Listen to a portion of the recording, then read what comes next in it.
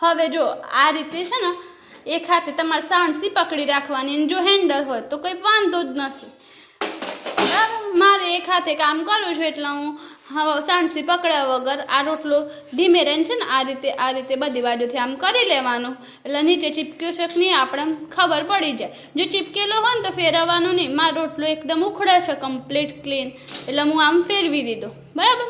આ જો એક પાસું આખું આપણે ચડી ગયું છે, અમારે સેજ વધારે ચડી ગયું છે, પણ આનાથી સેજ ઓછું હોય તો પણ ચાલે, આ ફૂલ છે એનો કંઈ વાંધો નથી, બરાબર।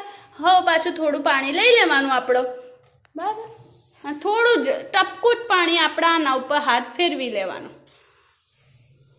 હવે આ રોટલાને આપણે સેજ એવો ફાસ્ટ કરવાનો, એકદમ ગેસ લો રાખશો તો નીચેનું જે પાસું છે એ એકદમ આમ ચડશે નહીં, અને રોટલો છે ને નાખો ને તવીમાં ત્યારે મિડલમાં જ નાખવાનો, એટલે છે ને આપણો રોટલો કમ્પ્લીટ મિડલમાં હોય ને તો બધી બાજુ એને તાપડ, બરાબર।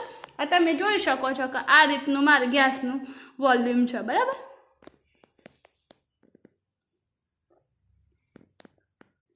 હવે જો આને છે ને આ રીતે આપણે ઉખણાથી આમ ઊંચો કરીએ ને એટલે થવો જોઈએ, બરાબર। હજી આ સેજ એક બાજુ થોડું કાચું છે તો એને આ રીતે ફેરવી દેવાનું, વચ્ચેની બાજુ આમ કરી દેવાનું, એટલે એ જે ચડી જાય ને પછી આપણે આ રીતે દબાઈએ તો કંઈ વાંધો નહીં, જે પાછું ચડ્યું ના હોય એ સાધારણ દબાઈ દેવાનું, અને આ રીતે હાથથી, જો કોઈને બળાતું ના હોય તમે હાથથી પણ કરી શકો છો। મને તો કંઈ બળાતું નથી એટલે હું હાથથી જ કરું છું આ કામ, બરાબર। આ રીતે ફેરવી લેવાનું।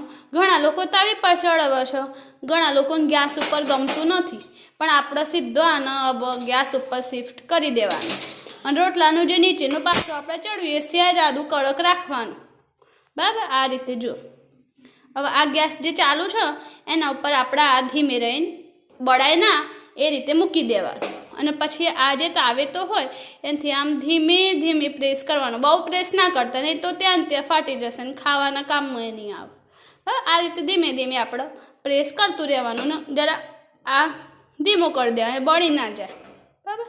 મને તો બળેલો ભાવે એટલે હું તો ખાઉં છું। પછી આ રીતે પહેલાં જોઈ લેવાનું ફૂલ્યો છે કે નથી ફૂલ્યો, તો આ રોટલો આપણો એકદમ પડ આપણા જો આ ફૂલી ગયો છે એકદમ, બરાબર। આ રોટલો કાચો કહેવાય નહીં, બરાબર। આવા મેં અહીંયા 4 રોટલા બનાવ્યા છે, આ રીતે આ સાઈઝના।